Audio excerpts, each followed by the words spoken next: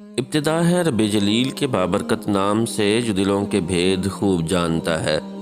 دیکھتی آنکھوں سنتے کانوں صابری میاں کا سلام پہنچے۔ ناظرین محترم، ایک روز حضرت عیسیٰ علیہ السلام کا گزر ایک قبرستان سے ہوا تو وہاں ایک شخص ایک قبر کے پاس بیٹھا زارو قطار رو رہا تھا۔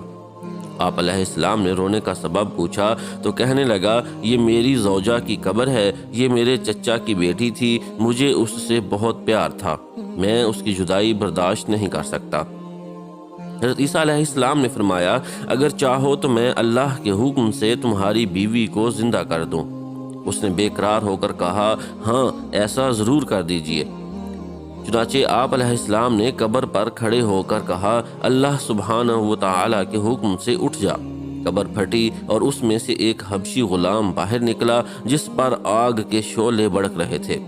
اس نے حضرت عیسیٰ علیہ السلام کو دیکھ کر بآواز بلند کہا، لا الہ الا اللہ عیسیٰ روح اللہ۔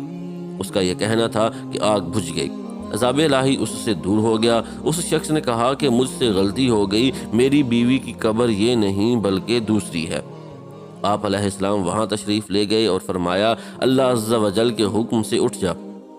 قبر پھٹی اور اس میں سے ایک حسین و جمیل عورت باہر نکل آئی۔ اس شخص نے دیکھتے ہی اس کا ہاتھ پکڑ لیا اور کہا، اے روح اللہ، یہی میری بیوی ہے۔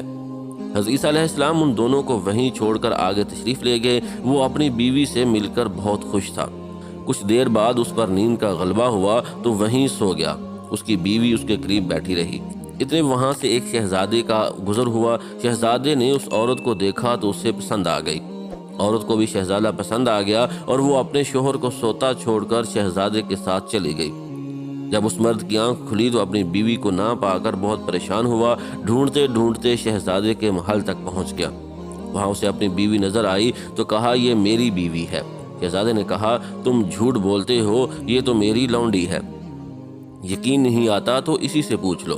یہ سن کر اس بے وفا عورت نے فوراً کہا، ہاں میں شہزادے کی لونڈی ہوں، میں تو تمہیں جانتی تک نہیں، تم بے جا مجھ پر الزام لگا رہے ہو۔ یہ سن کر وہ روتا ہوا محل سے واپس آ گیا۔ کچھ دنوں بعد حضرت عیسیٰ علیہ السلام سے ملاقات ہوئی تو عرض کی، اے روح اللہ، میری بیوی جسے آپ نے زندہ کیا تھا اب شہزادے کے پاس ہے۔ شہزادہ اپنی لونڈی بتاتا ہے اور وہ بھی یہی کہہ رہی ہے کہ میں شہزادے کی لونڈی ہوں، تمہاری بیوی نہیں، آپ ہمارا فیصلہ فرما دیجئے۔ چنانچہ آپ علیہ السلام نے اس عورت سے فرمایا، کیا تو وہی نہیں ہے جسے میں نے اللہ عز و جل کے حکم سے زندہ کیا تھا؟ عورت نے کہا، نہیں میں وہ نہیں ہوں۔ آپ علیہ السلام نے فرمایا، اچھا تو ہماری دی ہوئی چیز واپس کر دے۔